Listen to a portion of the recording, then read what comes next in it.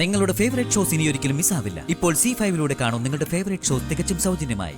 എല്ലാവരെയും എല്ലാ കാലത്തും പറ്റിക്കാൻ പറ്റില്ലല്ലോ നന്ദേട്ടാ. എനിക്കറിയായിരുന്നു എന്നെങ്കിലും എല്ലാം എല്ലാവരും അറിയുമെന്ന്. സ്നേഹമെങ്കിലും എല്ലാം അറിയണമെന്ന് കരുതി പലതവണ ഞാൻ അവളുടെ മുന്നിൽ തയ്യാറായി ചെന്നിട്ടും അവളുടെ സ്നേഹം കണ്ട് എനിക്ക് പറയാൻ പറ്റിയില്ല.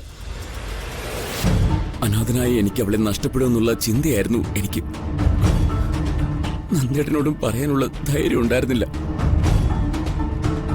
ഈ പറഞ്ഞ 2 തെറ്റുകളല്ലാതെ അർച്ചന മാഡം പറഞ്ഞ മറ്റൊന്നും ഞാൻ ചെയ്തിട്ടില്ല. സച്ചി സാറിനെ തട്ടിക്കൊണ്ട് പോയിട്ടില്ല. സന്ധ്യ ഡോക്ടറെ അപകടപ്പെടുത്തിയിട്ടുമില്ല. ഇതൊക്കെ എനിക്ക് മനസ്സിലാവാത്ത കാര്യങ്ങളാ. എന്നിട്ടും ഞാനൊന്നും മിണ്ടാതെ നിന്നത് മറ്റൊന്നും കൊണ്ടല്ല. വിവാഹ സ്വപ്നങ്ങളുമായി മണ്ഡപത്തിലേക്ക് വന്ന ഞാൻ അനാഥത്വത്തിൽ നിന്നും ധാരാളം ബന്ധുക്കളെ കിട്ടുന്ന സന്തോഷത്തിൽ നിന്ന് ഞാൻ ഇതൊക്കെ കേട്ടപ്പോ വല്ലാതെ പാനിക്കായിപ്പോയി. അച്ഛനെ പോലെ കണ്ട സേതു സാറും ഏട്ടനായ നന്ദേട്ടനും ഒക്കെ എന്നെ തല്ലിയപ്പോ ഒന്നും പറയാൻ നാവ് പൊങ്ങിയില്ല. ഞാൻ മിണ്ടാതെ നിന്നതിനർത്ഥം ഞാൻ തെറ്റുകാരനാണെന്നല്ല നന്ദേട്ട. അതിനൊരു അനാഥന്റെ നിസ്സഹായ അവസ്ഥ എന്നുകൂടി അർത്ഥമുണ്ട്. എനിക്ക് പറയാൻ ഒന്നുകൂടിയുണ്ട്. സച്ചി സാറിനെ തട്ടിക്കൊണ്ടു പോയതും ബിജു ആണെന്നൊന്നും എനിക്കറിയില്ലായിരുന്നു.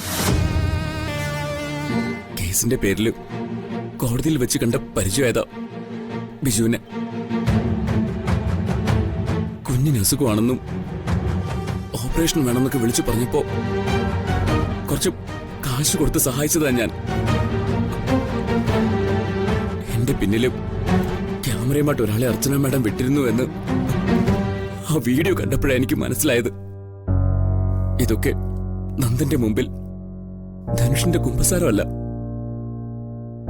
സത്യങ്ങൾ നന്ദേട്ടൻ തിരിച്ചറിയണമെന്ന് എന്റെ ആഗ്രഹമാണ്. എനിക്ക് മറ്റാരെയും ഒന്നും ബോധിപ്പിക്കാനില്ല, സ്നേഹയെ പോലും. പക്ഷെ നന്ദേട്ടൻ ഇതൊക്കെ അറിയണം. ഞാൻ ഇപ്പോഴും പറയുന്നു, ഈ വിവാഹത്തിനോട് താല്പര്യമില്ലാത്തതുകൊണ്ട് അർച്ചന മാഡം ആസൂത്രണം ചെയ്ത നാടകം ഇതെല്ലാം. സച്ചി സാറിന്റെ മിസ്സിംഗില് വിവാഹം മാറ്റിവെക്കുന്നവരെ കരുതി. അത് നടക്കില്ലെന്ന് കണ്ടപ്പോ അവരും കളക്ടറും ചേർന്ന് നടത്തിയ ഡ്രാമ മാത്രമായിരുന്നു ഇത്. ചുരുക്കി പറഞ്ഞ എല്ലാവരെയും അവരെ കബളിപ്പിച്ചു. ഞാൻ എന്തെങ്കിലും ഇവിടെ നിന്ന് ഇറങ്ങുമ്പോ നന്ദേട്ടൻ എന്നെ കൊല്ലാം. ആരും ചോദിക്കാൻ വരാനില്ലാത്ത ഒരു ഊര് തെണ്ടിയാ ഞാൻ.